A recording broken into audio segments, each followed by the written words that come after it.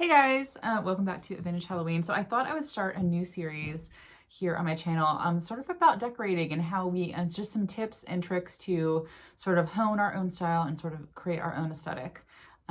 Here, it could be in like Halloween decorating or just decorating in general for your house. So I want to talk a little bit about me and how I sort of developed an aesthetic, and then maybe that could help you in your journey. So when I started out with my own apartment, I knew I liked sort of New England sort of colonial primitive style, sort of rustic combined with an element of like sort of Victoriana, and then also an updated sort of IKEA updated, Victoriana. So I know I like the three of those things.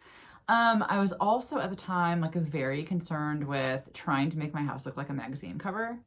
And I think that in turn sort of, I wouldn't say like blocked my creativity, but it just sort of, it put like ridiculous limits on it that like sort of, weren't really needed. And so I think that to start out, when you just need to like throw magazines out, I think they're great sources of inspiration, but your house doesn't have to look like that. Like no one's house like looks like that on a daily basis. That's not the goal. The goal is to make a house that makes you happy and that expresses you, who you genuinely are.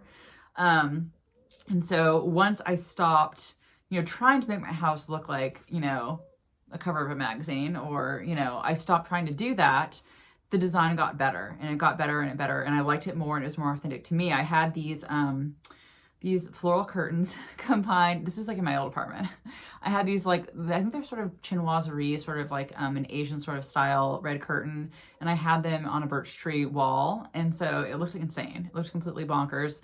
And one of my friends came over and she's like a designer, and she was like, it wouldn't work for everyone, but I can see how you like it. But then it sort of was like, I had sort of a panic attack about it. Like, oh my God, like it's not the magazine cover. Like it's too weird. I actually took the curtains down and returned them. Like, I'm not even kidding. And now I'm like, that is ridiculous. You should have, I think they were from World Market. But it's just like, it was a constant battle at the time to try to make my house look like the magazines and try to be creative at the same time. Because I feel like you can do both, but it's sort of hard. And so anyway, so I learned my lesson there. But once I got that out of my system and realized, no, like I need to focus on what I love, like, and now of course I'm like, I should have kept the curtains. I just sort of left them up there and be like, well, it's your opinion. This is my opinion. This is my house, not yours, And she wasn't rude about it. It's just, I felt, since she was a professional, that, she knew what she was talking about more than me. And that's what we have to really follow our intuition. And I think that when we follow our intuition and, buy things we truly love, and love, I mean, they should make you feel like, oh, like this is the most exciting thing ever. Like the love I feel for Toby, like, which is just like the most love ever, or love you feel for your kids or your friends or your partners, anyone. That's the love you should feel for the items in your home. And that's a great guidepost. So I had a nice reminder of this when I was doing the Marie Kondo method, getting rid of my clothes. And guys, they were like piled to the ceiling. I had so many clothes, like clothes from like, I had a skirt from 2002. And I had like, I think dresses from like 2010, like really old stuff. And I was like, oh Lord, like this is a lot of junk. But then she's like, no, you have to feel it. You have to hold it in your hand. And like the feeling you have about it, do you love this? And if you don't love it, you're not going to wear it. So you should get rid of it. And so that was a good reminder of, our decor. Like, do I love this? Like, and also I think that we can really combine bizarre things. Like, I had the chinoiserie curtains with the birch trees and it's interesting. It's a unique thing that you wouldn't see everywhere else, because not all of us are going to love the same combination of things, if you get what I'm saying. So that can make it even more interesting. You can make it even more artistic.